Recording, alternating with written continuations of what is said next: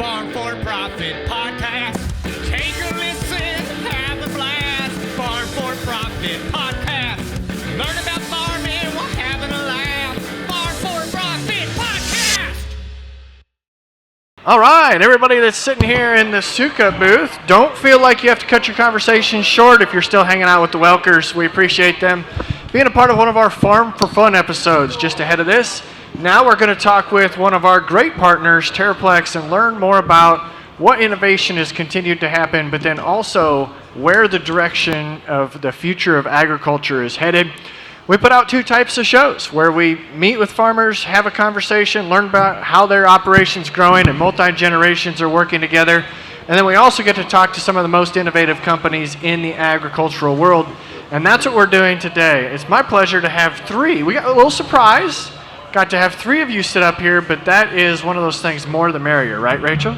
Yes. You're going to have to pull the mic a lot closer to you. I also want to welcome Rachel to her first podcast interview. So we'll see if we can actually get a question out of her today or not, or if she's going to help us here with the ratings on our visual content. So guys, how's the Farm Progress Show been for Terraplex? Oh my goodness, it's been a great start, right? And today, obviously with it being Wednesday, we know it's going to air a little bit later here on the network, but my gosh, the weather's been just incredible for us today. And a great opportunity to meet so many folks who have been our customers, who may be our customers, and who are just curious about drones so far. So it's been busy all over the grounds today. You're right, the weather's been awesome if you like hot, humid, and sweaty. We're 80 degrees and nice today.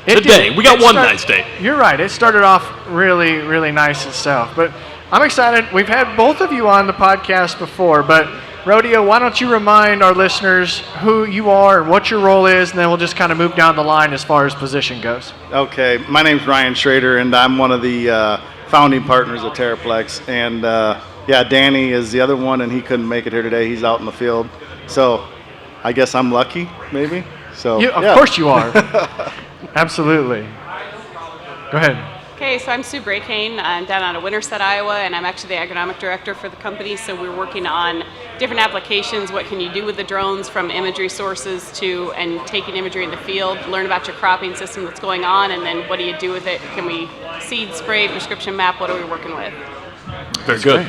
John Liebel, CEO of Terraplex, just joined the company a little bit earlier year. I know Ryan said he's the lucky one, but no, that's the other way around. I'm lucky to learn with a great team and to be a part of a great team as we usher in this new era of innovation in farming. And that's something that's changed since our very first conversation as well. So explain your pathway into the CEO position. Marketing, right? I mean, what a fun opportunity to get aligned with a great group of folks here. Met him originally in October and kind of assisted with some marketing aspects for launching this new product. And I remember first talking to him, and when the words agricultural spray drone came out on that phone call conversation, I said, "What? Wait a minute, what is this?" And started diving into this. Right, had an opportunity to meet Danny Osman, Ryan's partner, and our other founding partner earlier, and got to see a drone be demoed and just think, my goodness, this is where it's heading and this is where it's going.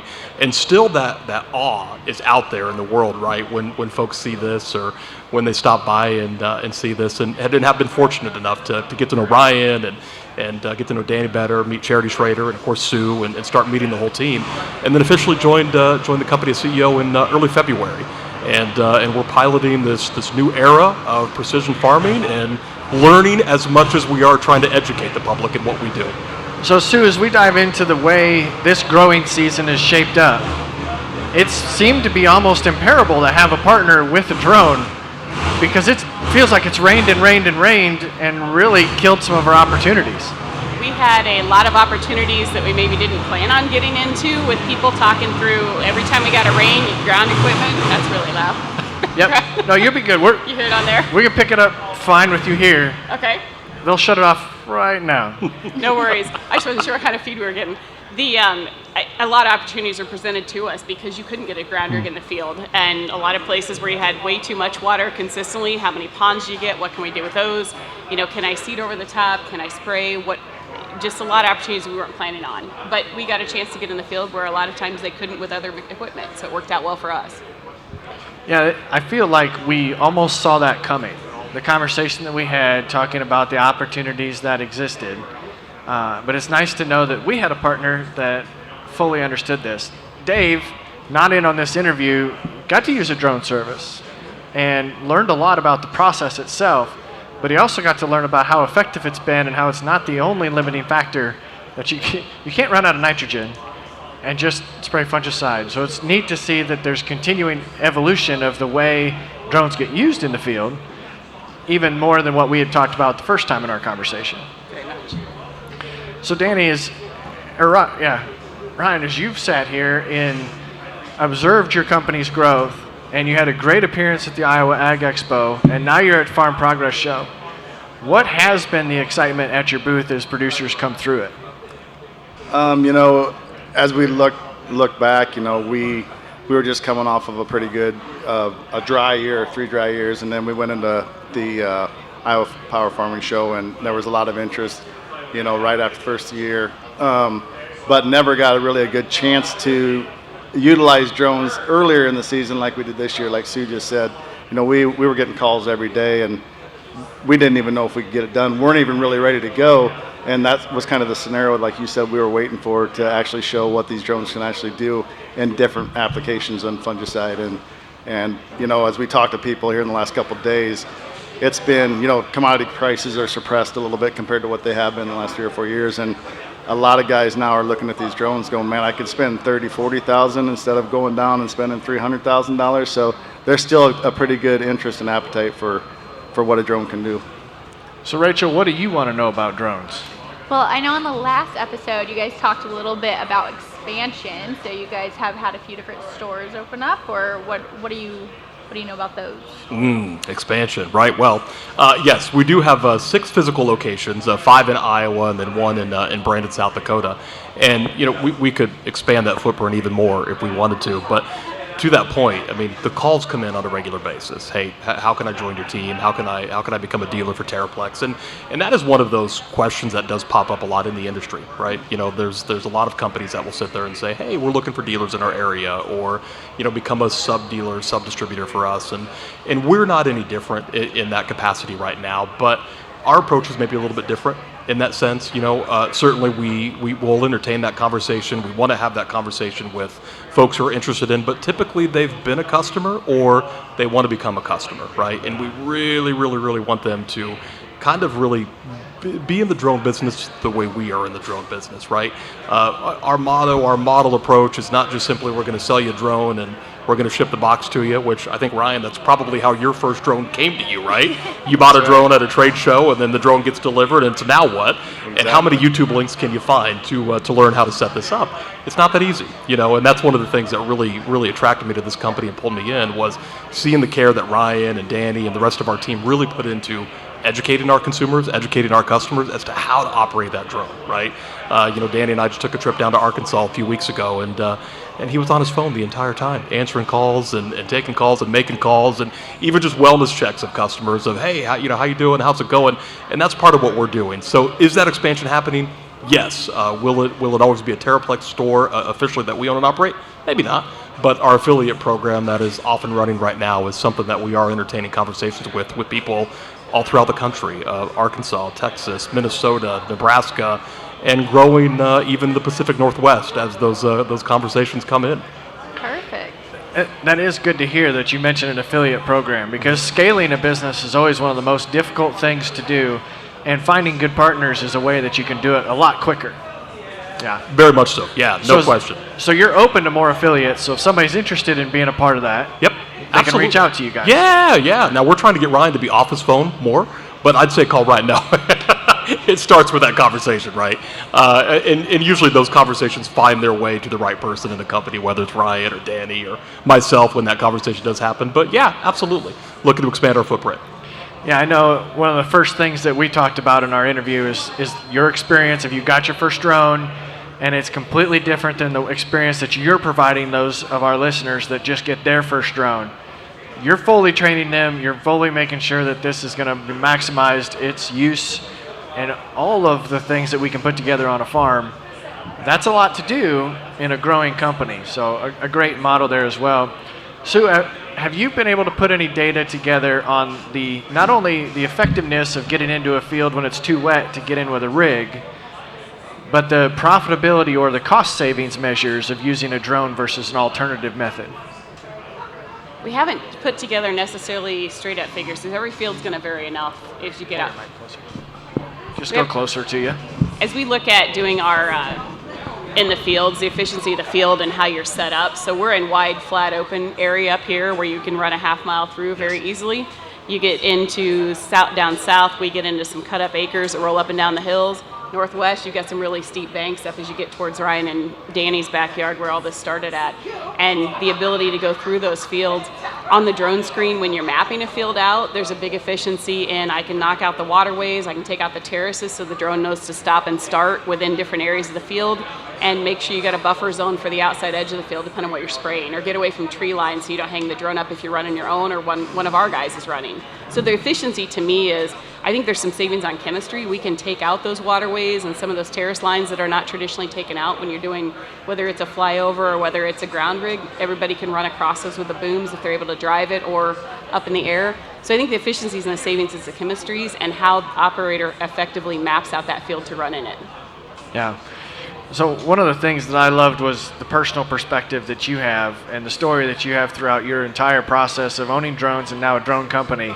How did you use them on your operation this year? So when we started, I had just seeded 130 acres of hay, and I still have it. So we do that 4 times a year. And then, it's evolved into not only myself, but I've got brothers and brother-in-laws that are now starting to integrate that into their operation. So it's fun to sit and watch and see how certain people will sit back and say, oh, it's a drone. I don't know if it's really going to be feasible, to fully embracing it and using it on, a large majority of their acres, if not all of them. So it's been neat and fun. So the benefit of you spraying your hay 4 times a year with the drone is there's no tire tracks, there's no wheel marks? No tire tracks, no wheel marks. I can do it, mine happened to be in a bee area, so I can't spray them until after 6 o'clock at night or before 8 in the morning. So, the ability to get a guy with a ground rig or an airplane or a helicopter, is virtually impossible when you want to do it. So that's where it's really been good for me. Yeah, you said a key point too. I think when you want to do it, right? And one of our approaches is with our company to take flight, take control, right? I mean, tell me you've met a farmer that doesn't want control of their farming operation. You can't, right? And that's one of the things that we've seen. And with the wet spring that we had this year, control is out the window if you had a ground rig, right? And love them, right? And a crucial part of the farming culture. But our calls went from when can you get in here, not how much, how much does it cost? It's like, we need you now, and so our crews were running a ton this year aspect of that. And I think we saw that. Now, it's not going to be as wet as it was this year every year, but that control aspect is so big with our customers, knowing what's in the tank, what's going on in their fields, when they can get in there, and being able to do it when and what they want and how often they want. I do think control will continue to be key because I just saw a headline, I think the EPA is considering potential rewriting the rules for endangered species and spray. Is that right, Sue? Yes. Yeah, so there's more to come on that. Obviously, they're announcing that it's in consideration. But even more of a reason, like he said, if he's around bees, to be able to have full control over that product. You bet. Yeah, so it fascinates me. We've got the inside track. We've got to have conversations with you. Of course, we've been following along with the business. Our listeners are the same way, getting some of the latest exposure. As you see this moving forward, I know you've got a goal in mind, Ryan. Do you think there will be a drone on every farm? That's a good question, and it gets asked often. But do I think there will be one on every farm? I think every farm is going to have an opportunity or have access to one in one way, shape, or form. I think it can help out a lot of different operations, and I think it's a tool that whether they don't use it fully, it's just a tool, and it's at a point or a price point to where it makes sense to have it just in case you need it. Yeah. I don't think you're wrong. I think that's the right route that it's going to go. But maybe it ends up being further down the road because the capacities have already continued to increase. What's new on the technology side in the drone world? Well, that's another often asked question. And talking to the guys, I've got a chance to talk to a lot of the distributors here this week already, and that's something that's not really. It's kind of hush hush, and no one really wants to. They're Chinese drones, and are they going to be banned, and are they not going to be banned, and there's different models out in Asia, and they got to run them for a year over there before they'll release them here. So no one really knows for sure, but there are bigger ones being made. There are bigger ones coming out this fall. It's just going to be nice for us to get our hands on them and put them through the rigors of running like we run drones here in western Iowa. So will technology improve? Yes. They've closed a wide gap in like 3 or 4 years. So it'll be interesting to see how big they get, how fast, and what comes.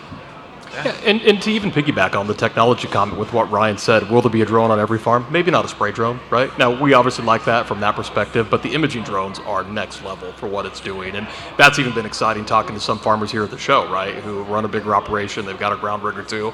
But there's a need for the imaging drones, and we've run into how many cattle farmers, and the minute you talk about a thermal drone, they're like, oh, yeah, that would help me next time they get out, where one gets loose, and Ryan's got that own personal example there. But even from the imaging perspective, there are drones that you can program to go up 2-3 times a day or every day, same time every week, and go take a look at your crop, go look at your field, send that analysis right back to you. And Sue's been involved with some of the crop analysis programs that we've seen this year, and we continue to look for new partners in that space as well too, to really provide even another level and another layer of service to our customers out there as well, to show them stand counts, show them some of the NDVI imagery, show them the health of their crop when they can't necessarily look at it from eye level or ground level. Yeah, I even used the one that you guys repaired for me this year because we had side-dressed urea, and the elevator had a small window of time between rains that made it a useful process, but they had to sub some of that out and drove over a lot of corn. So went up just to show proof saying, hey, we got a claim. It's as simple as that to make an instant ROI on your operation. And that's the bare minimum. That's just using a camera and taking a picture. Mm-hmm. Oh, it is. And you look back at the imagery, you can find patterns across a lot of fields. We had a guy call and he's looking at the manure application. It was custom done. Nothing wrong with custom done, but you can break on your own equipment too. Not every sensor feeds back to a cab to know that you've got a blocked line or you've got something going on. So what do? There's an application. If you're wide enough spot, you could do something with a drone to maybe pick up and feed some of those spots, but you don't want to mass produce nitrogen across the acres. It's a lot of volume. But there's ways to treat areas as you go across, or know the area that it affected from a perspective of the acres too. Yeah, that's right. Rachel, you got any questions for them as they continue to impress you? Yeah, I feel like we've heard Rodeo's story before of how he came about Terraplex, and we've now heard yours, John. Sue, how did you get involved with the company? So my background is completely agronomy. We farm in southern Iowa, mix of cattle country and row crop and alfalfa for our own operation, but I played in the seed industry for several years and worked in and out of that. I got a chance to work with an equipment company. I love the new equipment, wondering what can you do with it, what can be next. I like the technology perspective. And so for me, it was an intrigue of, hey, we're looking at growing and we've got this company going. Would you be interested? And I thought, it's a new thing. I like to learn it. It's intriguing to me to see what else you can do with things. Yeah, that's a good point. I appreciate the open-mindedness because that's what it takes to push companies like this forward, is taking different levels of expertise, putting them all together and pushing forward on a general mission and a concept. So what else did we miss today before we wrap up and make sure that they all reach out and get a hold of you guys? My goodness. Well, everything starts at terraplexag.com, right? I mean, just jump in there and run through there. And look, we know people that are into drones, they're doing their research first, which is great, and I think we've seen that with a lot of our customers. They don't need that full education from when they come in. They want to ask about, what brands do we carry? We carry both DJI and XAG, which is really great for us because we can give you an unbiased opinion, right? Both of those drone manufacturers are excellent in their own right, but different farms have different needs based on those models, so we're going to help people with that. The service element is a big thing, right? Not just the service after the sale, but when that drone inevitably crashes, it's going to crash. You're going to hit something, right? We know that it's going to happen, but we've got multiple service centers and multiple locations where the guys are going to work late. I mean, how many times do we get an email or a text message from the guys running at 1 a.m., 2 a.m. in the morning? Not trying to always do that, but gosh, that extends from the heart and culture of who Danny and Ryan are as our founding partners with this company. We want to rent your drones. We want to get them out working again, so you're not missing opportunities to get on what you need to get on in your field. So we're going to do it. That's great. I appreciate you guys being a partner of us and taking the time here at the show. Hopefully you can get back to another full booth.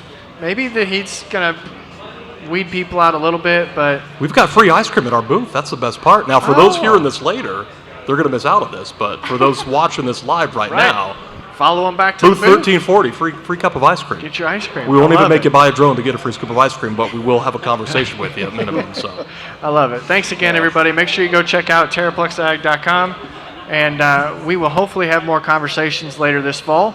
Keep our listeners up to date.